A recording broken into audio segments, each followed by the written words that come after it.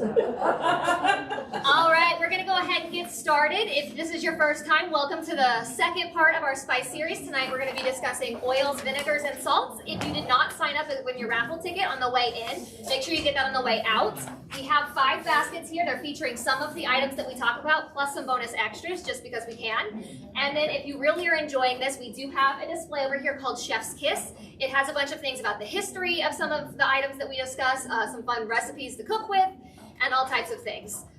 So I'm going to go ahead and let Al go ahead and get started. All right, thank you very much. I'm Al Struttman. Most of you were here, a lot of you were here last week, so I'm going to go through this really quickly.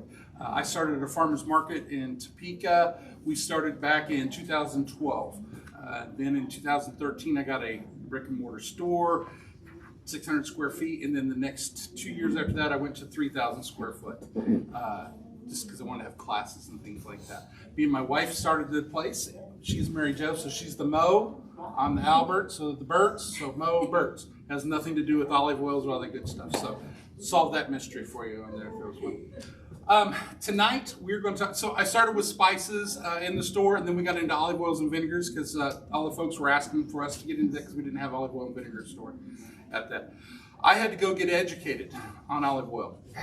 I did not use olive oil very much. We'd go to the store, we'd get it, and we would fry with it for the most part.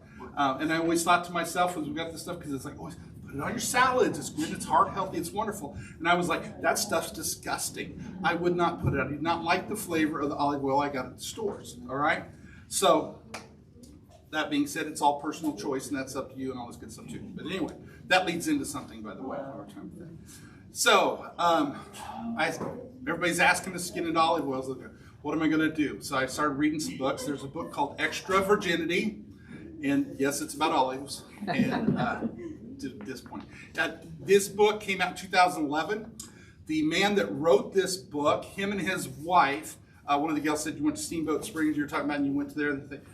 80% of the stores that have olive oils and the flavored ones and everything are supplied by the same supplier. That's kind of a big monopoly in here.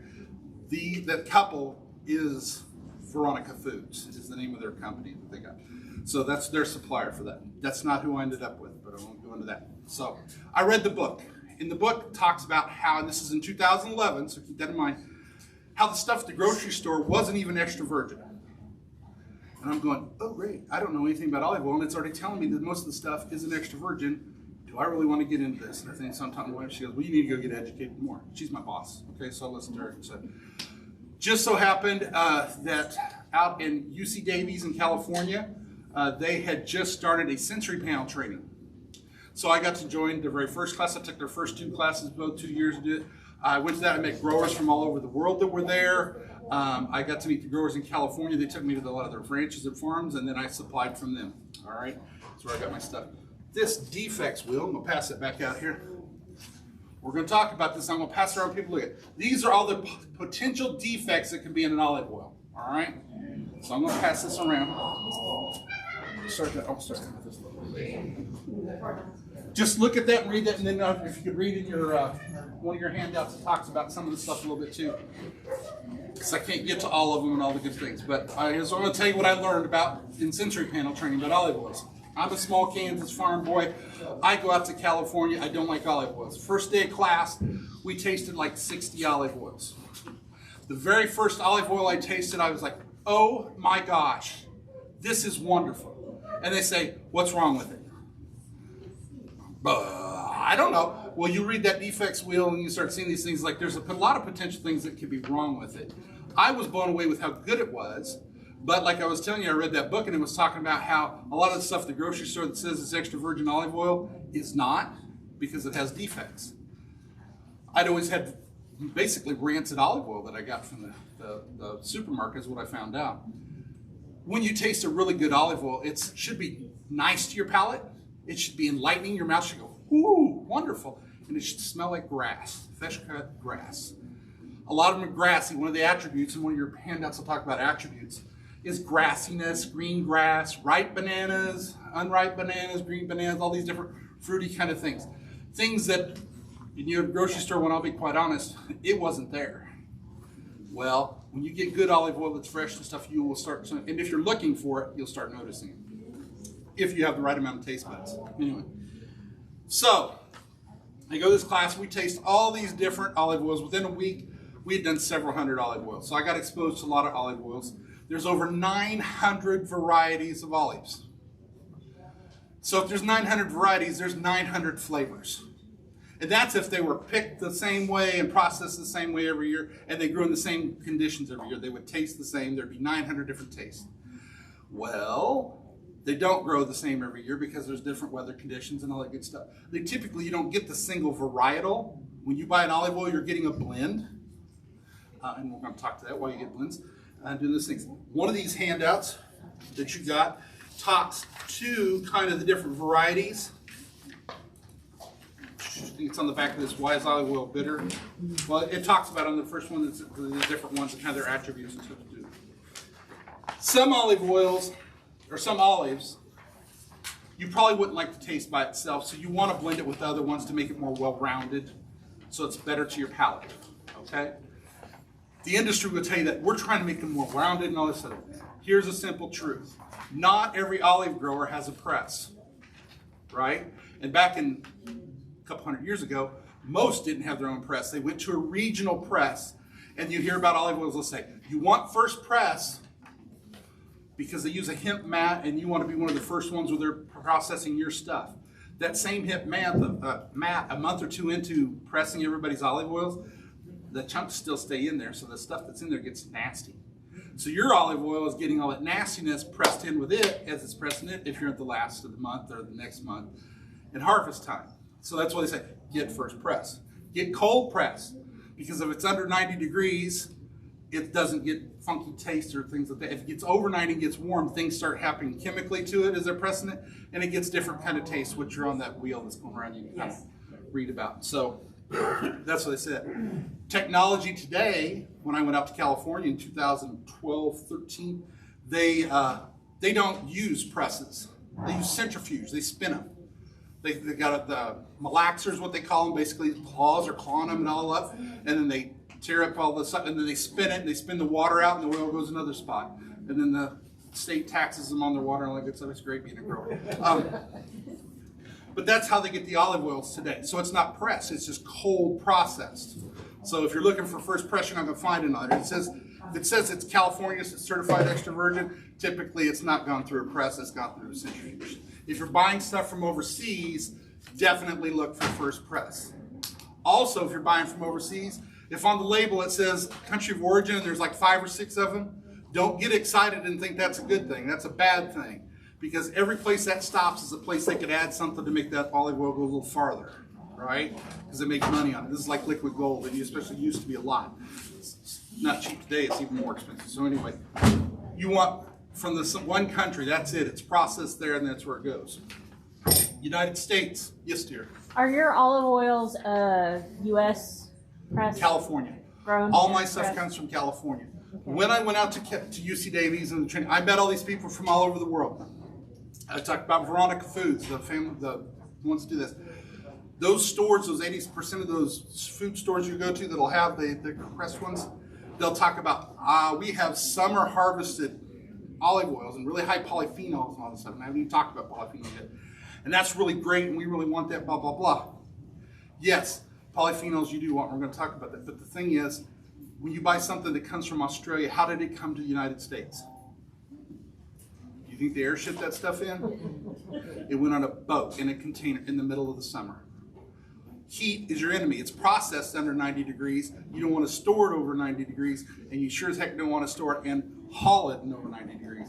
Move it around hot, and it's like a couple hundred degrees in those containers. So as it's going through that, they test them when they harvest it for the polyphenol levels.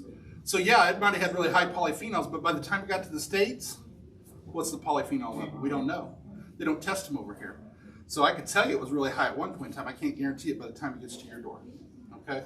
So that's why I went with California stuff. I know the farmers, they're not about to sell me something bad because that's their name. Like Bondolio is Bond, Karen Bond and her husband. They aren't going to risk it. They store it properly. They ship it to me. They harvested last month.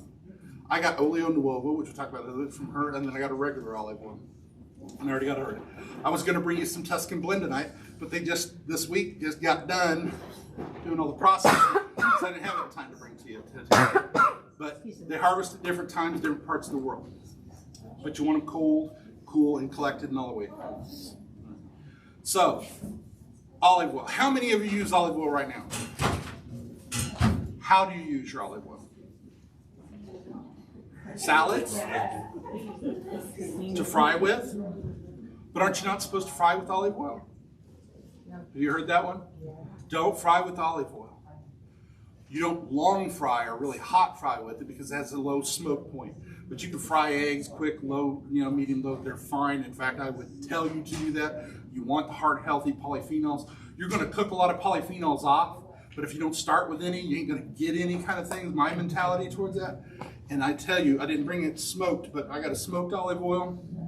I do my eggs in the morning. I'll put 2 drops of smoked olive oil and I'll fry my eggs and it gives that smoky flavor.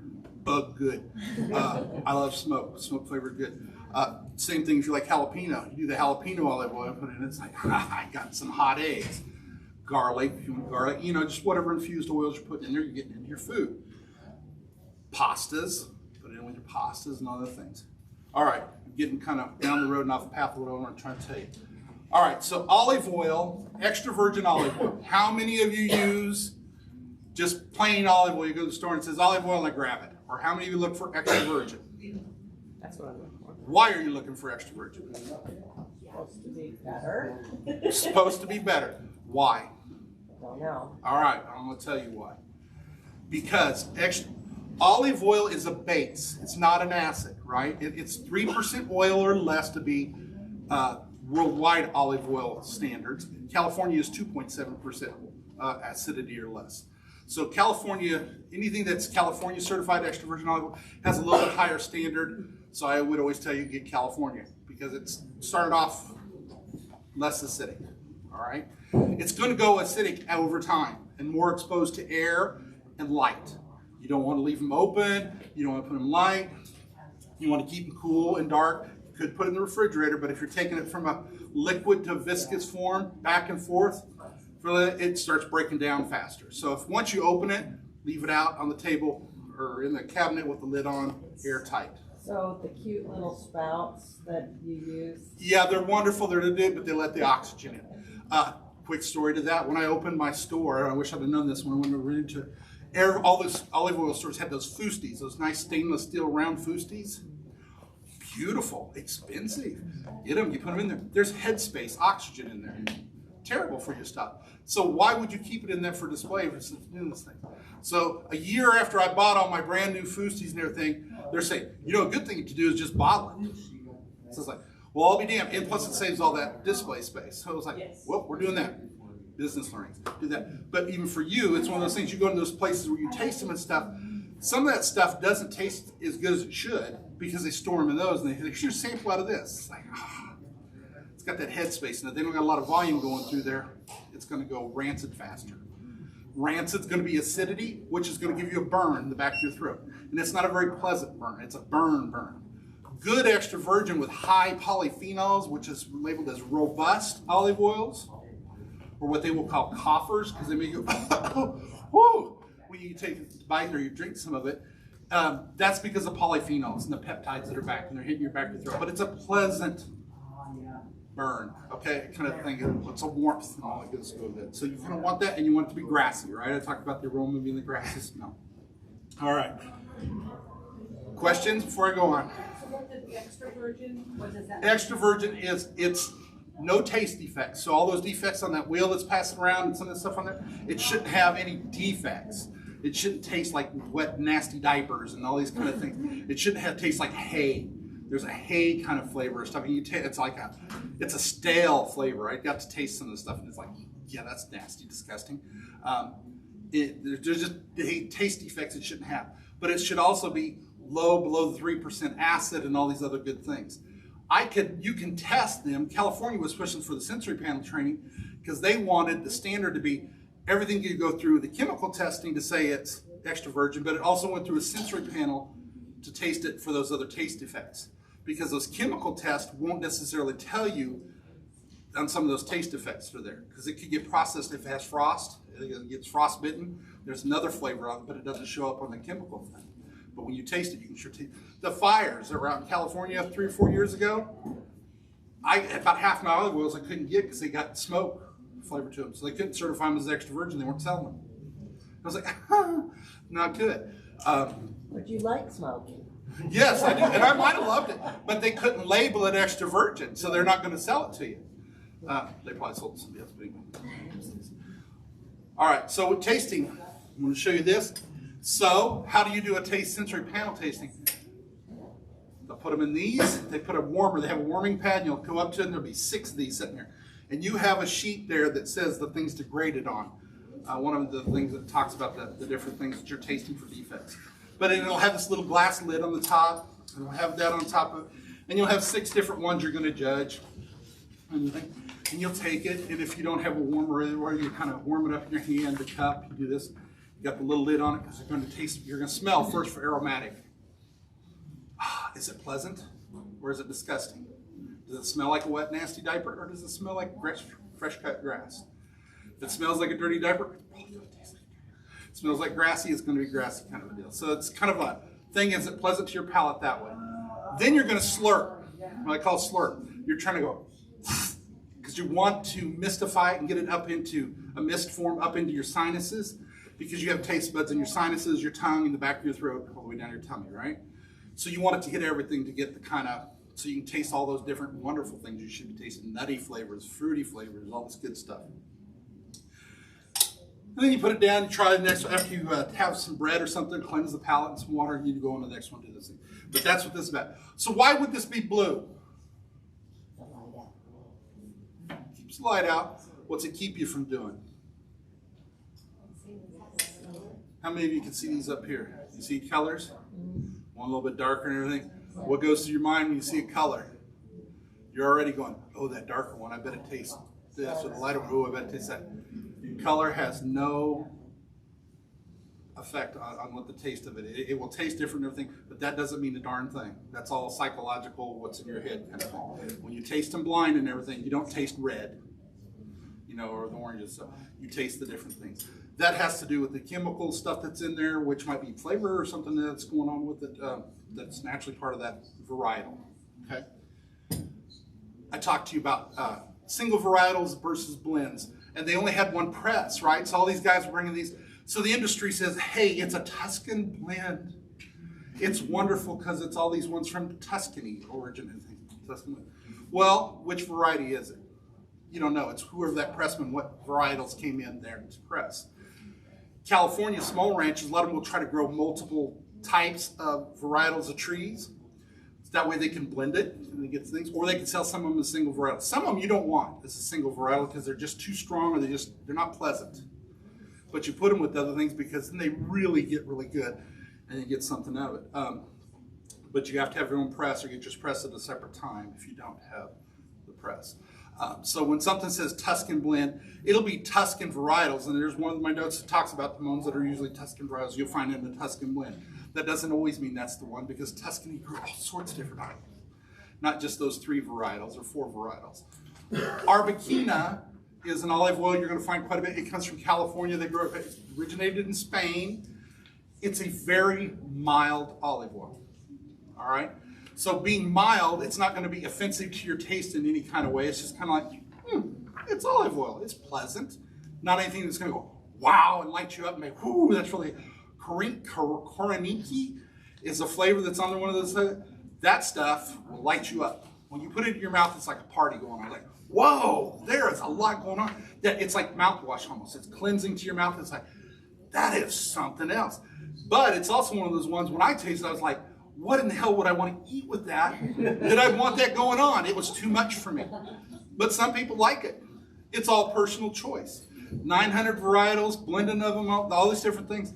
And because somebody will tell me, I don't like olive oils.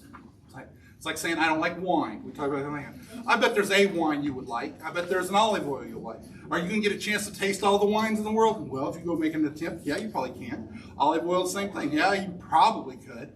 Some are pretty rare, but you're not going to do that. You're going to have what's locally available too. So I tell everybody, taste them. That's why at the store we have the taster bottles. We have these, one that says taster, and taste them. Because I'm not going to tell you one's better than the other. I will tell you some will get judged and say, that's a superior olive oil because it has all these flavors and spring them out. But you might not like it. Doesn't matter. It's like, do you like Mad Dog 2020 or do you want a nice Cabernet or whatever? Up to you. Get drunk on where you want. But it's personal choice. And you go to things. I will tell you, and then the thing, okay, questions about olive oil in general. I just have a question. What's the difference between mild and light? Because I've always been They're about light. Mild is going to be very non-descript. It's going to be almost buttery. It's going to be slick on your, it shouldn't be oily on your mouth, but it should be fresh, but it's not going to leave you going, I taste any nut flavor or something really strong. It should be very, very mild. It should be like, oh, that's okay, and everything. And it's right. Mild, you're going to taste something. It's going to be, oh, yeah, I kind of taste. And when they're robust, you're going to go, oh, yeah, that is there. It's pow in your face kind of thing. That's usually your robust. They're strong. Strong something, whether it's peptides and that, or strong of some flavor, really fruity, nutty, banana-y, whatever. Virgin just means it's not 3% oil or 3% acidity. It's over the 3%. It's like 3.5 or whatever. It can't be called extra virgin, or it has some kind of taste defect they know of. All right. So La Ponte is the other. So you go extra virgin, virgin. You can do virgin if you want. It's not going to be very good, but if you're frying in it and really don't care, you're frying fish or something, you already got other flavors on, go for it. Salad, don't do it. La Ponte is lamp oil. That's the same. This stuff is rancid, it's nasty, don't consume, basically. La Ponte should be something you're using to furniture polish or do something else like that. It's just nasty. I don't know why anybody would want a La Ponte to try to eat, okay? So that's kind of your three categories, and then within the categories, like I said, there's the is it robust, is it fruity, is it this, that kind of stuff that you pick from. Could you tell them a little bit about the bread and stuff that we passed out? So a bunch of them have anything in. So Okay, we're ready for bread dipping, yes. Good thing you tell me, Aaron. Yep. You have bread dipping oil in there. There's two different ones. There's one that's got Egyptian spice blend in it, and the other one's got an Italian spice blend, so you can taste them through those. The ratio on that is about 3 to 4 parts oil to 1 part balsamic, and then you use the bread dipping. So if you go to the Italian restaurants and stuff, you'll see the big plate, and they'll have it, and you'll have the little bit of the balsamic in the middle. That's basically what you got going on there. Easy enough to do at home. You can do it that. That, I think, did you use the Bondolio? Yes. The Bondolio, that comes from the Bond Ranch. That's a very good olive oil. The Olio Novovo, I'm going to talk this real. So taste those, do that kind of stuff. You don't have to put spices in yours. A lot of people will just do olive oil and balsamic. You don't have to do 3 to 1 ratio. You do what you want. When you make bread dipping, or if you make a vinaigrette says 3 to 4 parts oil to 1 part balsamic. The reason they say that is oil is a base, vinegar is an acid. If you use that ratio, it should come out pH neutral.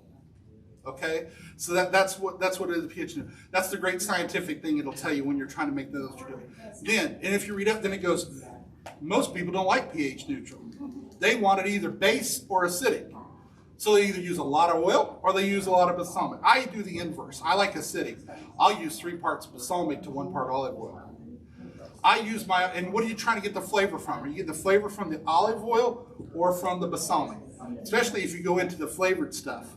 And you can combine, because like the orange, blood orange and a peach balsamic together, wonderful salad dressing, wonderful flavor.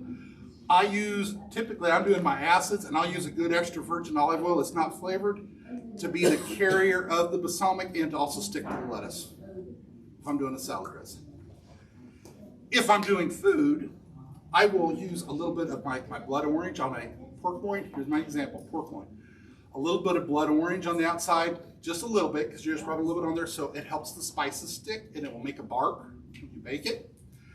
And then I inject with the peach balsamic. Oh my God, put some rosemary and garlic and some other stuff on the outside. If you got an air fryer, I would tell you use an air fryer on a small one. Awesome. You will be like, I can't get that good at the restaurant. So just a quick tip on that. Yes. Okay.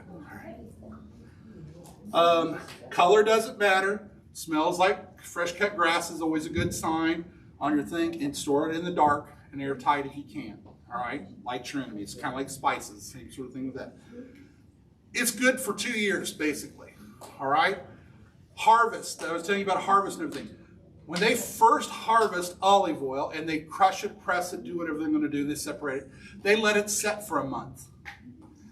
That month lets all those little pieces of olive in there settle to the bottom, and then they take that out because that's protein, and protein will make it go rancid faster. So for commercial reasons, they do that so it'll store well and go in grocery stores and all that stuff, and you got 2 years shelf life. If they don't, they just do it, press it, do the thing, and put it, it's called oleo nuovo, which is new oil. What that means, okay? New oil is unfiltered, basically, or as it's set. From this Bond Ranch, I got some of their oleo nuovo. You don't see it most places because you got to sell it within the 6 months, because then it's only going to have 6 months shelf life. It's about a year. Flavor, flavor, flavor. It's got pieces, itty bitty pieces of olive in it, and it's just wonderful. As you go to these festivals and press, that's what they're eating. Red dipping. So this is the one. If you really like olive oil, oleo nuovo, for when you find out harvest is, if it's coming from California, this November, December, January. So right after that point in time, get it. If it's from Spain and everything, it's in the middle of the summer, so then you're looking late fall, get there's oleo nuovo. It's coming from there. But we'll have some of this. You guys can try this later if you want, with little taster cups and things. So you taste the difference. And it should be kind of robust, because this is a more robust olive oil, this Bond run. All right? Garlic and blood orange. Blood orange, like I said, it's co-pressed, which means they press it, the blood oranges the same time with the olive, basically blend them together. And then there's oils, and they call infused, where they'll put the essential oil from something into something, like with the garlic, and get you a nice garlic flavor. Great on pastas and things like that, or your garlic bread if you want to do that kind of thing. Talking to the one gal, if you buy your own extra virgin olive oil, you go there.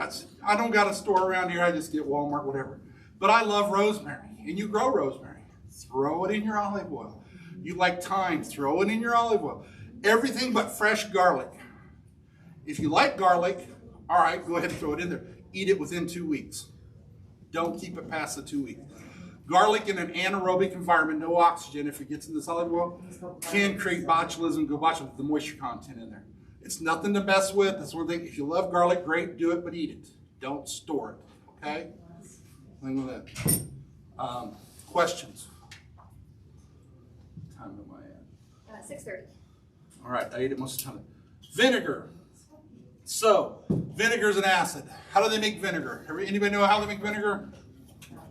Who here uses balsamic vinegar? What do you do with your balsamic? I do a lot of dressings, a lot of extra marinades, just anything I want. Fruit salad? Yeah, I even put it into my marinara sauce to add that extra flavor at the end. All kinds of ways. It's an acid, right? Anyone else get any different uses for it? They do what they put it in? I will tell you, it complements tomatoes very well. If you're Italian and Italian cooking stuff, it's also where it came from, so it makes sense to use it. But it complements that stuff. I bet most of you do chili, though. Tomatoes in your chili. A lot of tomatoes is too acidic. Maybe not enough. If you don't put any, you need more acid. Great flavor. Espresso balsamic with a coffee flavor and a chili. Damn good. I will tell you that. And the opposite too is if you use there's a lot of tomatoes and you're going, oh man, my tomato is really acidic. Throw you some garlic olive oil or something in there.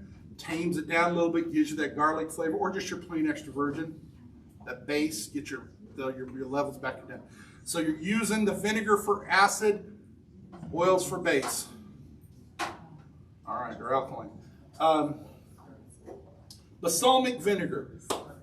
The beauty of balsamic is it's coming from a grape, usually Trebbiano if it's coming from Modena or Modena area over in Italy. There's Tuscan. There's different grapes over there that get used. There's different regions and they have different names for their different balsamic. It's basically, everybody know what vinegar means or what it is? Sour wine.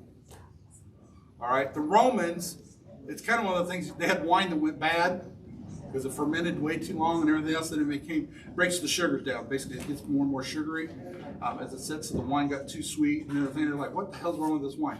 Well, basically, we're double fermenting on it, and it became vinegars. And then they're like, well, hell, this is really good on this and that. And it's like, yeah. So then it kind of grew, and then people started doing it commercially and stuff like that over the years. And now you can make anything that has sugar in it, you can turn it into wine. So fruits, you got fruit wines, you got wine vinegar. That's where they're taking whatever wine. It's not just that Trebbiano, it's different types of grapes and stuff, and turn it into that. Rice, malt. Malt vinegar is from grains, basically they do from the different grains. I tell everybody, one of the things that are uses for vinegar, everybody looks at me kind of goofy when I say, is like your fish and shrimp. If you're doing a baked whitefish, I use like a lot of the whitefish because they're not fishy and do the thing, but they're also very plain. But if swi's a good one. If you go to the store, they got the swy there and all that stuff. It's nice, white, thick, and all that good stuff. Or cod, all that good stuff. Long John Silver's the malt vinegar, right? Well, it's very malty and everything else. This raspberry basil that I have up here, this is my favorite in the world. I love that. I put that on my fish stuff. I made a shrimp sauce with this. Wonderful.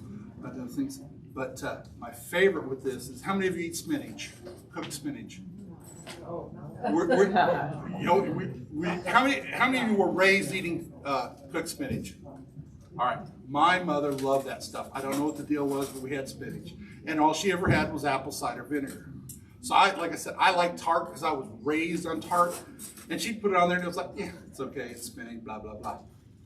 You put this on cooked spinach, oh my, I'd have been Popeye if I'd had that. Absolutely wonderful. It's my favorite. But it's my personal choice. Like I said, you find the different flavors. And I brought this roasted pepper one that's up here too. The raspberry basil. But the roasted pepper, the blackberry roasted pepper, is also very good in doing the things. I like that on fish, especially that one. I might not want the fruitiness in my fish and the raspberry, so things. Cheesecakes, you use a traditional balsamic, sometimes you put on the cheesecake. You're going to have some olive oil on ice cream tonight, that blood orange. Olive oil on ice cream gives it a smoother texture. When I went out to UC Davies to learn about this stuff, they talked about how many of you had that grandma that said, you want some ice cream? And she'd get out that brick of vanilla that had frostbite on it and everything else and say, here we go. And I was like, oh my God, they knew my grandma. And then you put that olive oil on, it takes the ice crystals away, but it makes that texture, and it's a thing of texture. Well, then if you put some lemon zest and sea salt flakes on there, that's damn good. I mean, it's like, wow, what a simple treat to do. If you're having a dinner party or something, it's like, this is nice and simple. You can do it, and everybody's going, ooh, la-ti-da, that's very nice. And we'll talk about salt and why you use salt flakes here in a little bit. Anybody want to know any more about processing of vinegar? I can go into a lot of the stuff. I got depth and knowledge on it and stuff, but it's not important to your cooking. Yes? Once you mix this, how long is it good? About a week or two, basically. I mean, you can keep it longer if you didn't have the herbs and stuff, because the vinegar is fine. You don't have to keep it airtight. Vinegar gets better with time. Your vinegar, don't throw vinegar away. It might start getting cloudy and something. That's the mother that's in there. Let's get better. If you take that mother out and just keep it going, it's just going to get sweeter and sweeter over time. Time is good. Aged balsamic vinegar, 60, 100 years prime, primo, high pricey stuff. It has to be at least 12 years old to be called balsamic. All right? So everything should be aged that much to get to balsamic. That gets to that sweetness and that level of what it needs to be, where it's sugary and it's acidic level where it needs to be. What's on this again? That is the blood orange olive oil, lemon zest, and sea salt flakes. What's the ratio of all that? How much? Because this is Sprinkles is what I went with. I wasn't quite sure how well they would all mix, so I did a little drizzle of the oil and then just a small sprinkle of everything else. like sea salt or Yep. Sea salt flakes. I don't sell regular salt, I sell sea salt. If there's no more questions about vinegars, I'll go into salts. We should be right about on time. All right. Here. Salt is not a spice, it is a mineral. What gives salt its color? The mineral content and what other things that are in it, okay? So, salt is sodium.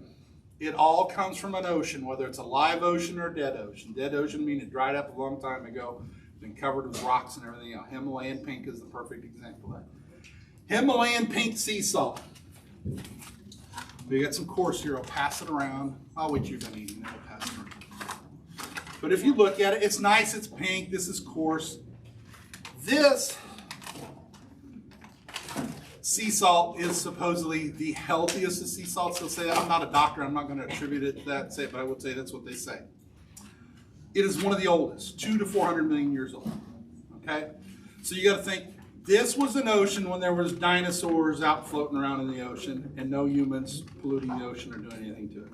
So it's actually one of the cleanest, but it has the most mineral contents. It's got more minerals than the rest of them. It's got 84, 82 minerals in it. So flavor, flavor, flavor.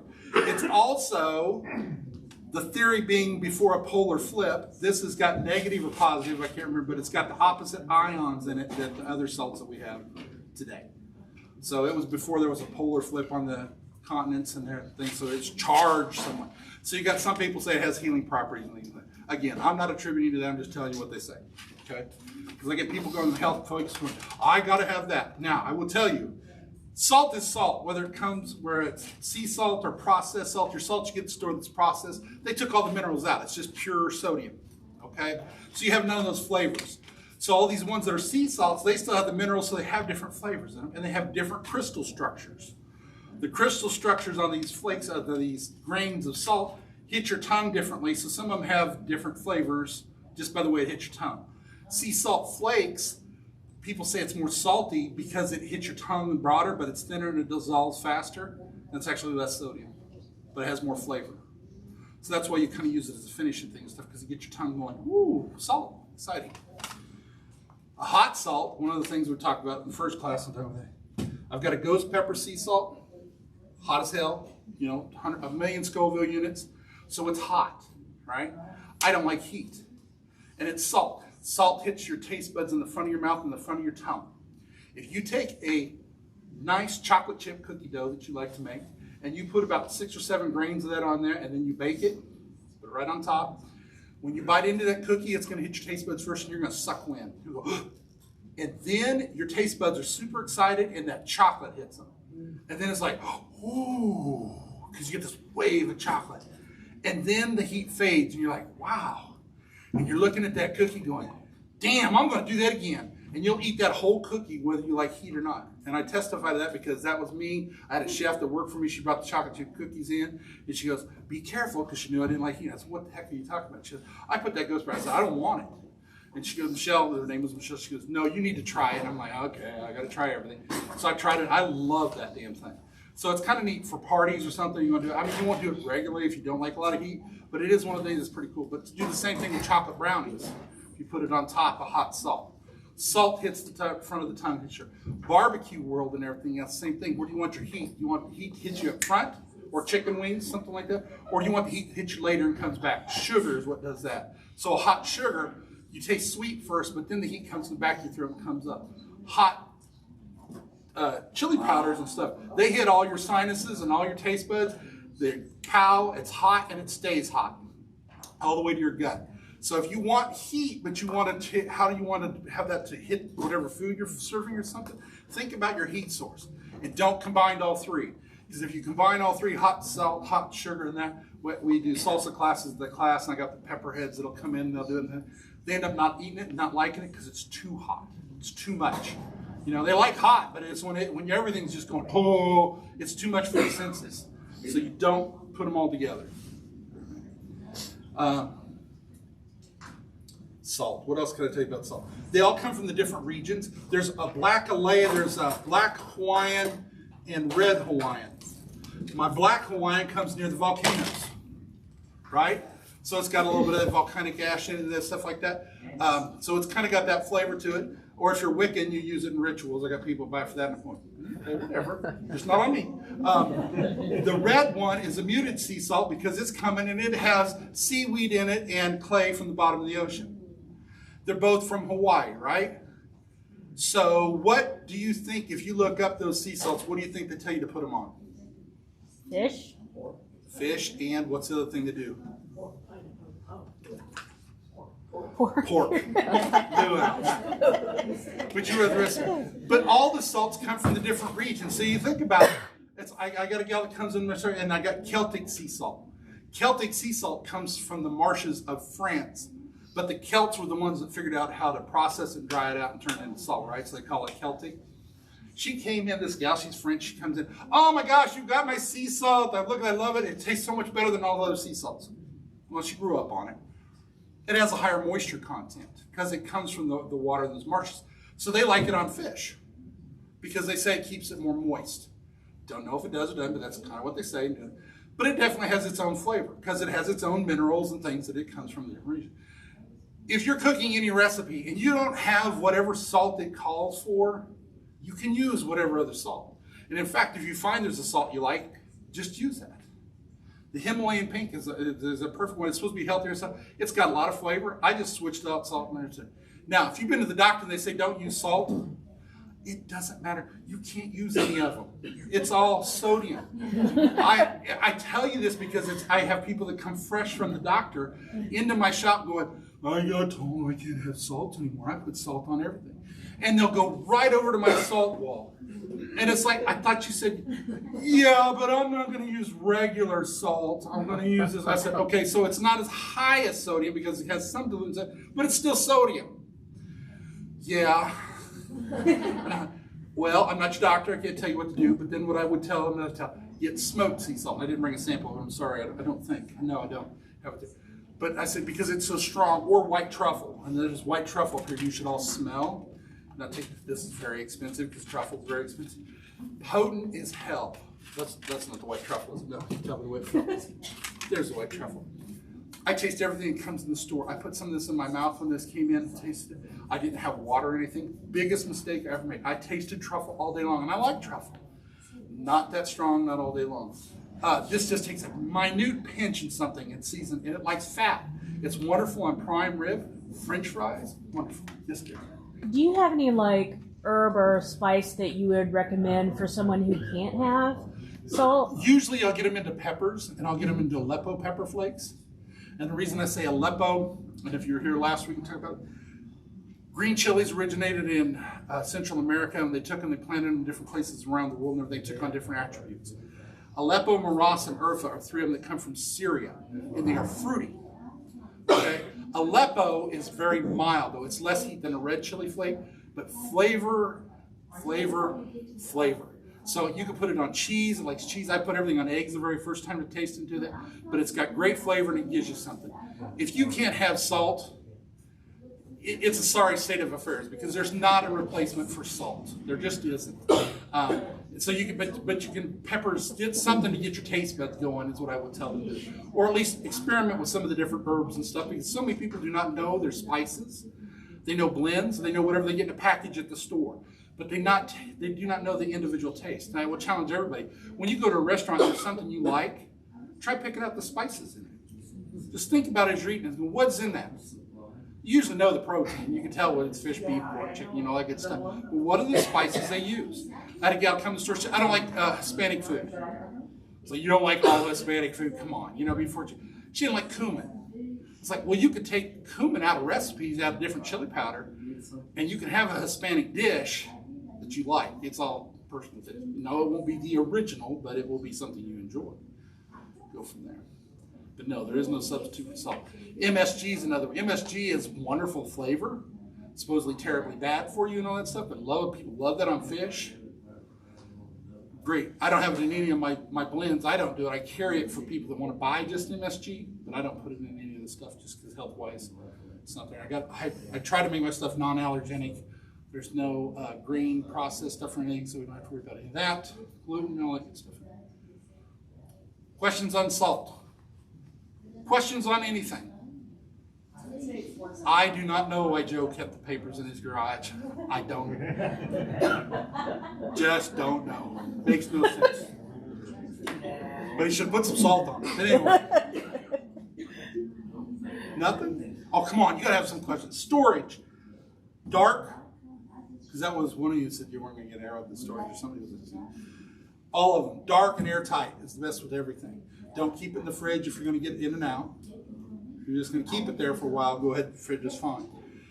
There's a whole thing about, Rachel Ray put a thing, if you put it in the fridge and it turns solid, it means something. If it doesn't, not necessarily true because all olives have different contents to them, all that good kind of stuff. So it's like false, Rachel, poor Rachel. So how's the rain? You get yours all from California. Yes. How the recent rain and all the... If it's a tough growing condition, it'll affect the yields. So all the prices have went up because Arbequina, like the Arbequina I told you the most popular one, they had a late frost last year, wiped out the Arbequinas. So now my guy's trying to tell me we're gonna have to order from Spain if you want Arbequina. And I said, nope, I'm not gonna do anything not in California at this point. I'm just not gonna have it. But so they don't have that. The rain, not having as much rain, means you're gonna have lower yields, but it means it's a harder growing condition, which makes the fruit stronger in flavor. The harder the growing condition is on plants, the more hormones and things that they put out, plant hormones, it makes their fruits very flavorful. So actually you want good rough years on them sometimes in doing that. One of the things I was going to mention too is if you read in there on this, most olive oil ranches, they plant different varieties of trees, at least one, because they won't cross-pollinate. Some of them say they pollinate themselves. They will for about 5 years and then they quit growing. And they quit doing, they won't pollinate. And that's what they found out. They have to have different varietals to get them to pollinate. So kind of weird way. What time is it? It is 6:48. Okay, so I don't want to go into a bunch more junk. If you want to stop and talk, we can talk about it. But I want you guys to come out if you want to try any of these. We got I got taster things here. You do that, and you can taste any of these you want. We kind of go from that. Yes, dear. When you make a vinaigrette, with your oils and your vinegar and other things in it, Yep. is there something that you can do that can separate? Nope, because oil likes to be itself, and that's why you always have to keep shaking it. I mean, it's always going to separate. It might stay for an hour or so, shaking it up, but yeah, it's ultimately just going to separate on you. That's why, kind of a thing with spices is if they dehydrate a lot of things now, like Worcestershire powder, Worcestershire sauce, and all that good stuff, powders, because if you use the dry form and butter, that's the thing with butter, because if you rub it or put it in a blend in a dry form, it'll stay wherever you put it on a piece. Where you put the liquid forms and stuff, they separate or they run off. So that's what's kind of neat with the spices. Well, that dehydrated stuff like the turkeys and stuff, they got the powdered butter.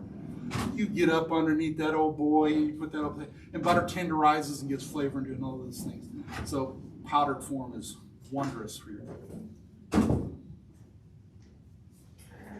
All right, I'm done. There's no question. Okay. Before you leave, we do have samples of the blood orange olive oil and the balsamic vinegar for you to take home and try in any recipes you might like. Again, if you make anything and you post a picture on Facebook, if you tag us, you'll get extra entries into our gift basket. So just an extra way if you want some extra tickets.